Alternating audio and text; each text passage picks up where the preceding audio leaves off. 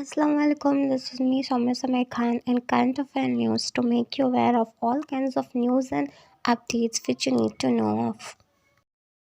वित्त मंत्री निर्मला सीतारामन जहां कोरोना काल लॉकडाउन में पहला बजट पेश करने जा रही है, वहीं लोकसभा में यह तीसरा बजट होगा। कोरोना काल वायरस ने पूरे देश को हिलाकर रख दिया है, पूरे देश की अर्थव्यवस्था को बिगाड़ दिया है। उन दिनों हर एक नागरिक को हर तरह की तकलीफ़ों से परे कराया है। उन सब तकलीफ़ों के बाद आज हर एक नागरिक को नए बजट से बहुत सी उम्मीदें हैं। महंगाई, वायरस, वैक्सीन, किसान आंदोलन, यह सभी को देखते हुए सभी की नज़र नए बजट में है कि इस बार उनके लिए क्या खास होने वाला है। क्या बजट से सरकार कुछ ऐसा ऐलान करने वाली है जो देश के अन्नदाताओं और मध्यम वर्गीयों को राहत देगा? केंद्रीय वित्त मंत्री निर्मला सीतारमण आम बजट पेश करेंगी। पहली बार बजट पेपरलेस होगा। सिलेंडर के दाम में बदलाव हो सकता है। मौजूदा समय में सब्सिडी वाले सिलेंडर 14.2 किलो के सिलेंडर की कीमत 694 रुपीज़ है। 1 फरवरी से पीएनबी खाता धारण नॉन ईएमवी मशीन से पैसे नहीं निकाल पाएंगे। एयर इंडिया फरवरी से लेकर मार्च के दौरान त्रिची और सिंगापुर के बीच रोज़ाना उड़ान सेवा की शुरुआत करेगी। 10 माह बाद भारतीय रेलवे ई कैटरिंग सेवा को फिर से शुरू कर रहा है। नई टैक्स व्यवस्था को आकर्षक बनाएगी सरकार। वित्त मंत्री निर्मला सीतारमण पिछले साल नई टैक्स व्यवस्था लेकर आई थी, लेकिन बहुत कम लोगों ने इस विकल्प को चुना है। कारण यह है कि इसमें एनपीएस में 50,000 रुपये के अलावा और कोई छूट नहीं है। नई टैक्स व्यवस्था को ज़्यादा आकर्षक बनाने के लिए नियमों में कुछ बदलाव किए जा सकते हैं। लोगों को राहत देने के लिए इसमें प्रोविडेंट फंड और लीव ट्रैवल कनेक्शन यानी एलटीसी और टैक्स की छूट दी जा सकती है।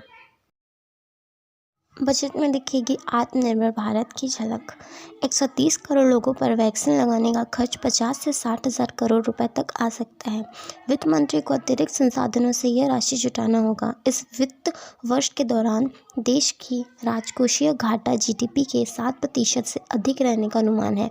पिछले साल बजट में इसके 3.5% रहने का अनुभव जताया गया था। इसलिए संभव है कि सेस के रूप में टैक्स पेयर्स को ही इसका खर्च उठाना पड़ सकता है। बुजुर्गों को मिल सकती है रियायतें। वित्त मंत्री निर्मला सीतारमण इस बार बजट में बुजुर्गों को कई रियायतें दे सकती हैं। एक तो इनके लिए इनकम टैक्स में छूट की सीमा बढ़ाई जा सकती है। दूसरा, कोरोना महामारी के कारण इंश्योरेंस की ज़रूरत को देखते हुए इसके प्रीमियम पर मिलने वाली टैक्स छूट भी बढ़ाने की चर्चा है। बुजुर्गों को अभी 1 साल में 3 लाख रुपए तक की कमाई पर टैक्स नहीं देना पड़ता था। यह लिमिट 6 साल पहले 2014 में तय की गई थी। बढ़ती महंगाई को देखते हुए इसे 5 लाख तक बढ़ाया जा सकता है। ऐसी उम्मीदें भी हैं। इनकम टैक्स स्लैब में हो सकता है बदलाव।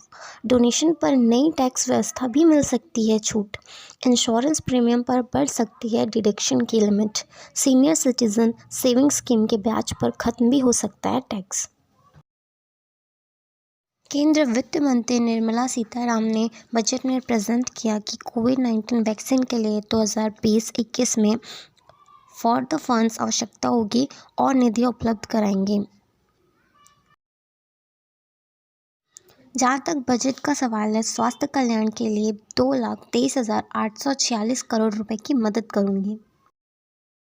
देश में 2 मोबाइल अस्पताल बनाए जाएंगे। देश में मिशन पोषण 2.0 लॉन्च करेंगे। कोविड वैक्सीन के लिए 35,000 करोड़ का आवंटन।